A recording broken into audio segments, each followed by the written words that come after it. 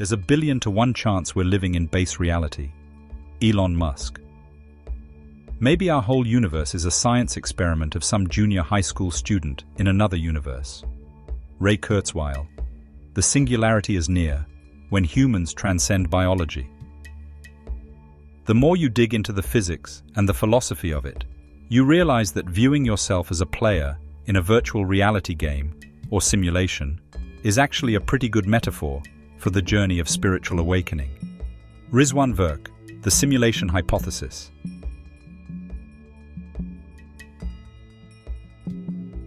A mind-bending theory has emerged in the last decade which has shocked the public: the simulation hypothesis. In 2003, Nick Bostrom, a philosopher at the University of Oxford, wrote a paper called "Are You Living in a Computer Simulation?" Bostrom's paper presented the simulation hypothesis with such a rigorous philosophical and probabilistic framework that it continues to this day to have an impact. With this paper, he brought a previously extremely fringe idea into serious academic and public discourse. Bostrom did not merely introduce the simulation hypothesis, but elevated it to a level where it demanded consideration as a legitimate, albeit controversial, scientific and philosophical possibility.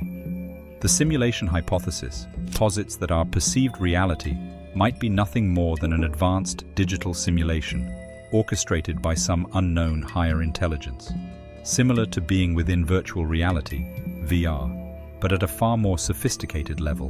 Virtual reality so advanced that we find ourselves living in a computer-simulated universe, experiencing it as real. This idea has resonated with many serious thinkers. Some have gone so far as to suggest that the odds that we are not in a simulation are 1,000,000,000 to 1. This idea that our supposed reality is actually an illusion is not new. In both the Eastern and Western philosophical traditions, it has long been suggested, notably in concepts, among others, like Plato's allegory of the cave and Hindu notions of the unreality of the world. However, the simulation hypothesis brings these philosophical and spiritual understandings into the realm of technological possibility. If we are indeed living in a simulation, what does this mean for spiritual understanding, enlightenment or awakening, and human consciousness? Could this actually align with the many spiritual traditions that view physical reality as an illusion or maya? Do we need to redefine spiritual awakening for the digital age as the transcendence of simulated illusion? But more importantly, is it possible to awaken in a simulated universe? The concept of the world, or reality, being an elaborate illusion or simulation finds expression in both the Eastern and Western traditions. In the East, particularly within Hinduism and Buddhism, the concept of Maya is strikingly similar to the simulation hypothesis.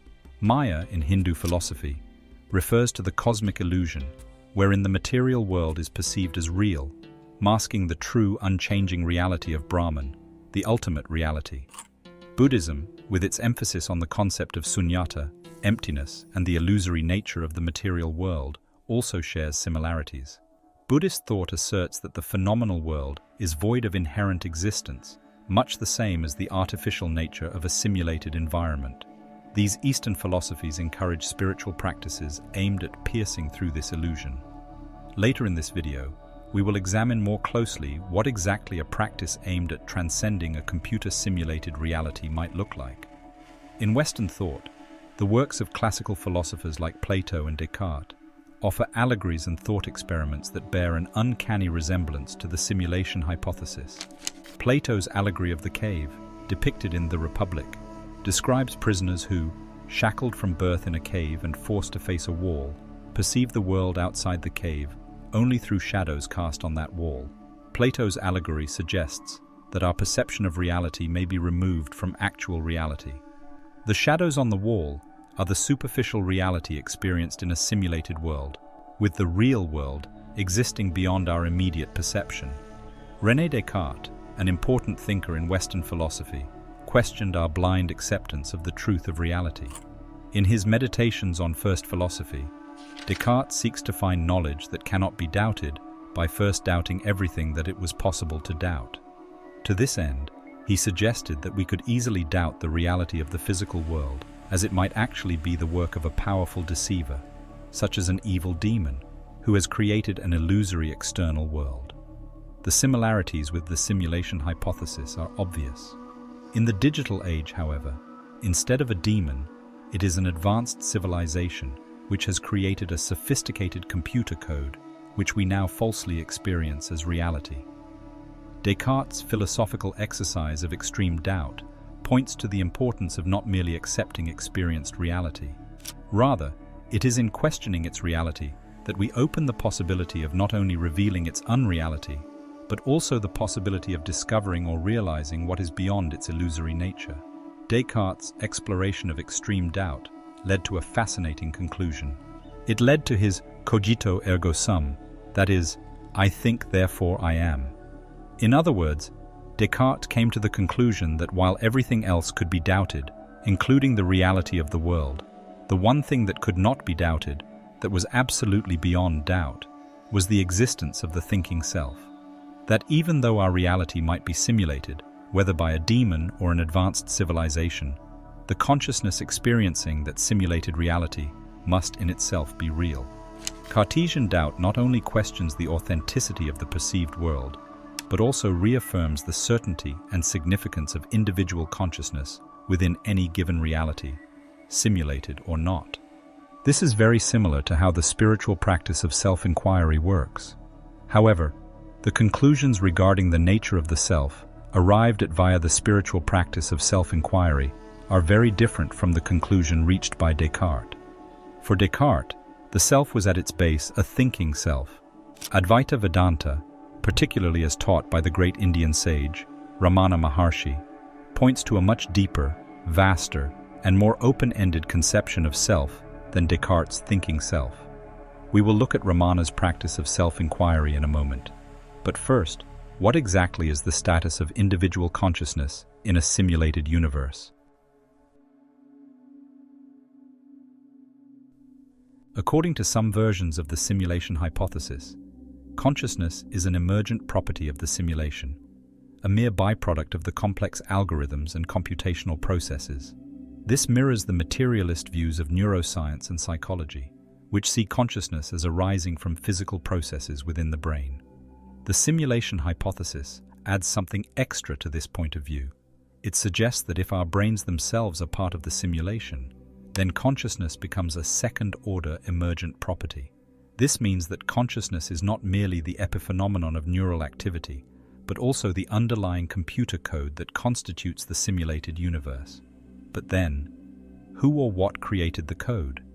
Is consciousness something external to the simulation, something imported by whatever entity or process created it?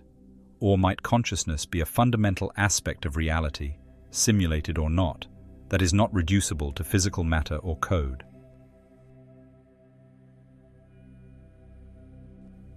It is obvious that the simulation hypothesis brings up some profound questions as to the nature of reality.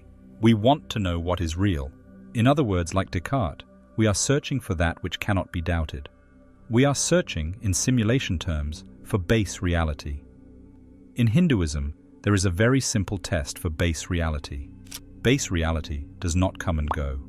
Anything that has a beginning and an end cannot be real. Reality must be unchanging, eternal, always present. What then is always present? Can we say that consciousness is always present? There are times when we are unconscious, so it seems not. And certainly not if we are in a simulation, and consciousness is a byproduct of computer code. What about our sense of existence? Some schools of Advaita Vedanta argue that our sense of I am is fundamental, that our sense of existence is our base reality. In many of these schools, they suggest meditating on the sense of I am as a way of achieving spiritual awakening. That is, awakening to what they suggest is the fundamental and irreducible nature of being itself. From this point of view, everything is ultimately resolved in being. From this point of view, being is base reality. Being is base reality because being neither comes nor goes. But is this correct? The simulation hypothesis offers a hypothetical challenge to the notion that being neither comes nor goes. It hypothesizes that even our sense of existence, our sense of I am may be merely computer code. The simulation hypothesis introduces the possibility of doubting our sense of existence as real. However, the simulation hypothesis is not the only challenge to the notion that being is fundamental, that being is reality, that being neither comes nor goes. Throughout Eastern and Western religion and philosophy, we encounter arguments, as well as spiritual revelations, that suggest that being is not base reality. Ramana Maharshi offered many of those who came to him the practice of self-inquiry. This entailed asking one's self the question, "Who am I?" What this question is pointing to can be best understood by a quote of Ramana's: "That which is outside of deep, dreamless sleep is unreal." The question, "Who am I?" and the state of deep, dreamless sleep are pointing to the same unspeakable reality, that reality which is prior to being, or to any arising at all. Nisargadatta Maharaj expresses something very similar when he suggests, "Meditate on the I am until you realize the I am is illusory." Nisargadatta is very clear that being is not base reality because, according to him, our sense of existence, our very beingness, comes and goes. In fact, Nisargadatta stated that the sense of I am, or the sense of existing, is utterly dependent on the arising of the body-mind. I am arrives with the birth of the body-mind, and it ends with the death of the body-mind. How does any of this help us to escape the simulation? If we are indeed within a computer simulation, we already intuit that our only way free of it is to seek and find base reality. For it is only then we will know the source of the simulation, and it is only by knowing and realizing the source of the simulation we stand free in relation to it. The spiritual teachings of Ramana and Nisargadatta hold true regardless of whether or not we are within a computer simulation. If we accept that being is not base reality, it does not matter whether our sense of existence, I am, or our consciousness are products of computer code. This is because base reality is nothing at all. Nothingness passes the reality test. It neither comes nor goes.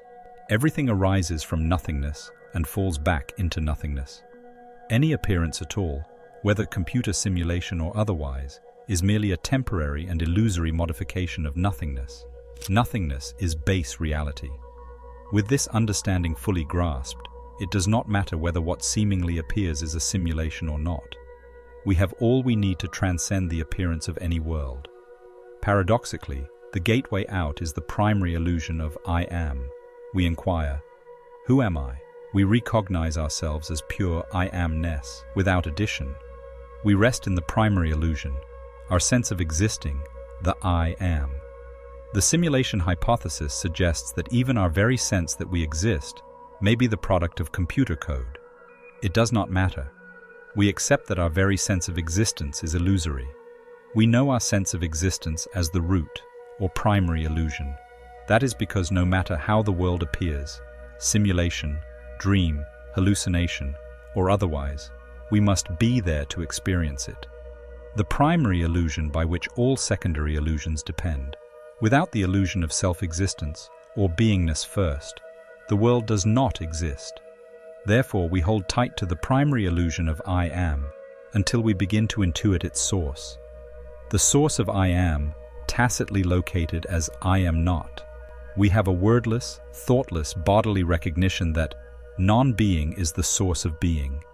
We realize a vast, limitless, and boundless openness, an openness of infinite allowing, a limitless openness that allows all manner of worlds, of universes, simulated or not.